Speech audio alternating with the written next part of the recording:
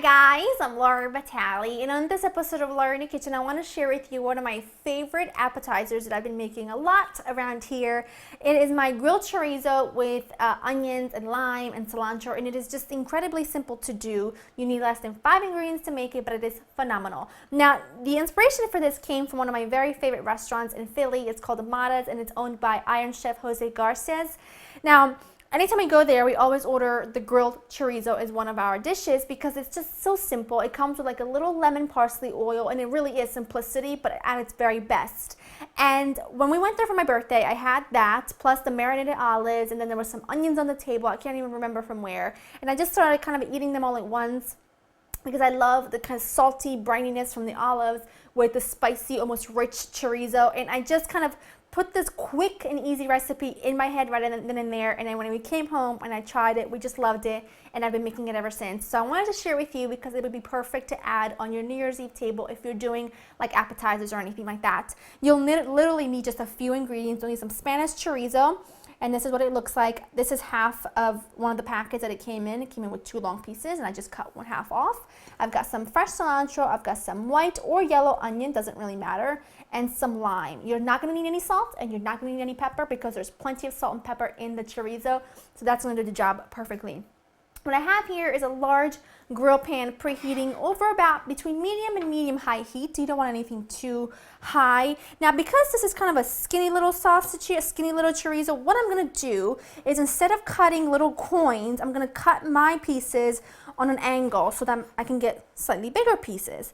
Now, this is some Spanish chorizo, which is already cured, and it's really good to go. But if you are using Mexican chorizo, you might want to go ahead and cook it first because that's raw. That's not cured yet. So your preference, but Spanish chorizo is what you should be using, and it should be right next to the same, right next to Mexican chorizo. So it should be really easy to find in your local supermarket. And mine, I find my chorizo right in the specialty cheese case, right next to the salami and the pancetta and the prosciutto, right next to that. So should be easy for you to get a hold of. And now that that's done, I'm just going to put this on my grill pan, and this is going to be on there for just a couple of minutes on each side. I'm just going to turn that up a little tiny bit, or until I get nice grill marks all over.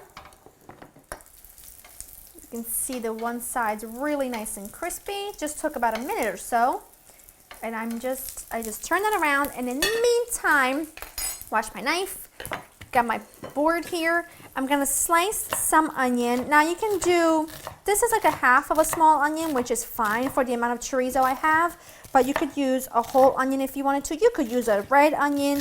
You could use some scallions if that's what you have. By all means, use what's in your fridge. This is such a fabulous little appetizer. No one will be disappointed with what onion you use. So you can rest assured it's going to be delicious. And I'm going to use all this cilantro, which is about a 1/4 cup.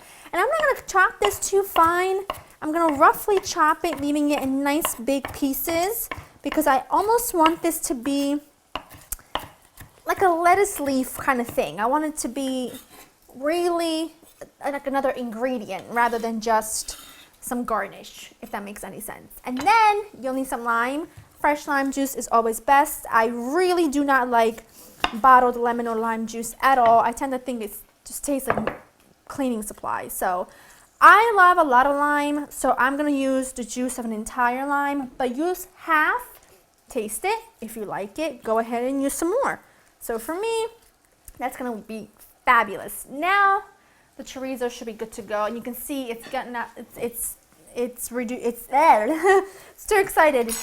It has a lot of its fat has come out of it already, and I'm just going to put that right in there. I'm going to shake some of the fat off, but I'm going to keep some of it as well because I want that to be almost like the oil that we would use for the dressing with the lime juice, if that makes any sense whatsoever. Put that all in there.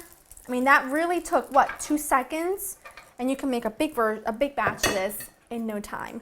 Go ahead and give this a really nice stir. Now, what you should do, you should let this sit for about a half hour to an hour, and all the flavors kind of just, I don't know, they almost like marry into each other, and it is so fantastic. So what I'm going to do is I'm gonna let this sit for as much as my patience will allow me to, and then we'll give this a taste together.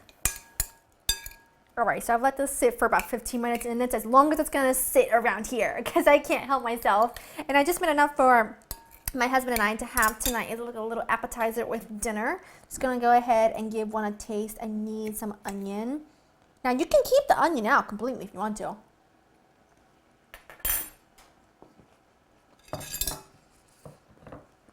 Out of this world. It's so simple. Yeah. It's like perfect. What I love to serve it in is these little terracotta pots, which you can find like at any store like a Ross or TJ Maxx or something like that.